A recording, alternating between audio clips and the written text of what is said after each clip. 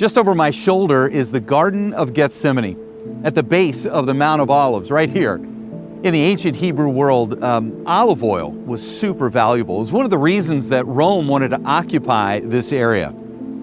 Jesus came here after sharing the Last Supper with his disciples, after washing their feet. Jesus came here with three of his friends, Peter, James, and John.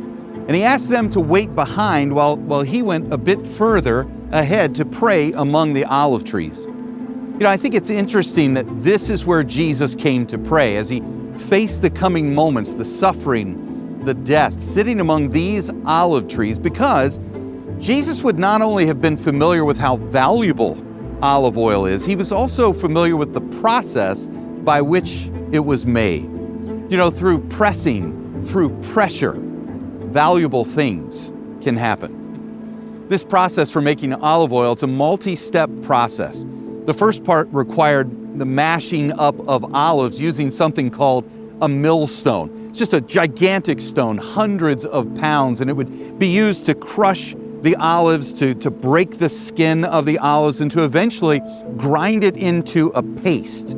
That paste would then be put into bags, either made of animal hair or fine thread, and then laid those bags on an olive press. The bags would act as sort of a filter in the process. And then they would take a stone, again, across the olive paste, and they would press out the olive oil. This was the first oil, the virgin olive oil. And in ancient Hebrew culture, it was this first pressed oil that would be used in the temple for sacred, holy ceremonies, to anoint leaders, to anoint priests, to anoint kings. And after collecting the first pressed olive oil, more weight was added. And there would be a second pressing, and that oil would have a yellow hue to it. And this would have been the oil people would use in their everyday lives for baking, for nourishment, for lighting of lamps, for healing. They would rub it on their skin. This was the oil that was used every day in the life of every person. And after that second pressed oil, there was a third. More weight was added. This time, the oil would not be clear, it wouldn't be yellow, but that third press, it would produce a deep red oil. This oil came from the pits of the olives. And as that red liquid poured down the side of the basin, it would be collected in the bottom. And this oil contained a special lye. And the people would allow it to congeal, and they would use this oil to make soap for cleansing. So it's interesting to me that this is the place where Jesus came to pray, the Garden of Gethsemane.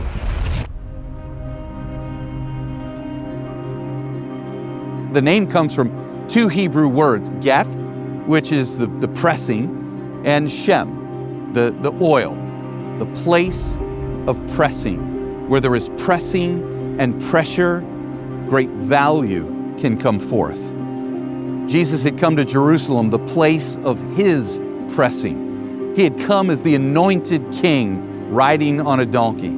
He had nourished and sustained his disciples in the Last Supper, sort of that second oil, the breaking of the bread together. And now Jesus is experiencing the third pressing, a moment that Scripture tells us was heavy, was so filled with stress and pressure that he began to sweat blood, a medical condition called hematidrosis. It's extreme, but it makes sense. Look at what he was facing. Jesus that was facing the betrayal of one of his close friends, an arrest, mocking by some of the same people who had called him king just days before, beatings, scourging. The Father turned his face from him as he hangs on a cross to carry and cleanse the sin of the world.